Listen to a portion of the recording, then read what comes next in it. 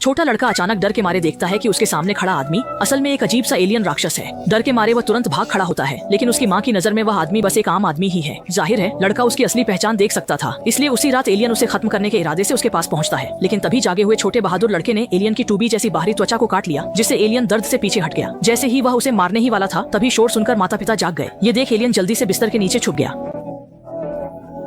बिस्तर के नीचे माता पिता यह सब सुनकर हैरान रह गए और सोचने लगे कि शायद उनके बेटे को कोई वहम हो गया है। इसलिए अगले ही दिन वे उसे एक मनोचिकित्सक के पास ले गए। सोचा नहीं था कि शहर का डॉक्टर ही असल में एक एलियन है। इसके बाद एलियन ने उसे धमकी दी कि वह इस राज को छुपाए रखे, वरना उसकी जान ले ली जाएगी। लड़का डर के मारे खिड़की से कूदकर भाग गया, लेकिन जब एलियन अपनी ड्यूटी खत्म करके बाहर आया तो उसने देखा कि पूरे शहर में उसकी तस्वीरें चिपकी हुई हैं। ये देखकर एलियन के उच्चाधिकारियों को बहुत गुस्सा आया और उन्होंने लड़के को पूरी तरह से खत्म करने का फैसला किया। शुरू में उन्होंने ऊंचाई से कोई भारी चीज गिराने या मिसाइल से हमला करने की योजना बनाई, लेकिन जब यह सब करना मुश्किल लगा तो उन्होंने सबसे कारगर तरीका चुना, गुप्त हत्या। इसके बाद एलियन ने लड़के की साइकिल की ब्रेक की तार काट दी। उसने देखा कि उसके घर के सामने ढलान है, ऐसे में ब्रेक फेल होने पर लड़का हादसे का शिकार होकर मर सकता है। लेकिन अगले दिन उम्मीद के विपरीत लड़के को हल्की चोटें आईं और वह ठीक ठाक रहा, जिससे एलियन निराश हो गया। जब वह लड़के के जख्मों की सिलाई कर रहा था, तब भी उसने उसे धमकाया कि वह राज छुपाए रखे, लेकिन लड़के ने कसम खा ली कि वह कभी नहीं मानेगा, जिससे एलियन के उच्चाधिकारियों को फिर गुस्सा आ गया। उसने लड़के के माता पिता की नजरें बचाकर उसके जख्म पर जोर से दबाव डाला। इसके बावजूद लड़का फिर भी झुकने को तैयार नहीं हुआ, बल्कि जाते जाते उसने एलियन का जमकर मजाक भी उड़ाया। जब एलियन उस पर कोई चाल नहीं चल पा रहा था, तभी रात को लड़के शाओशुआई ने उसे अपने घर बुला लिया।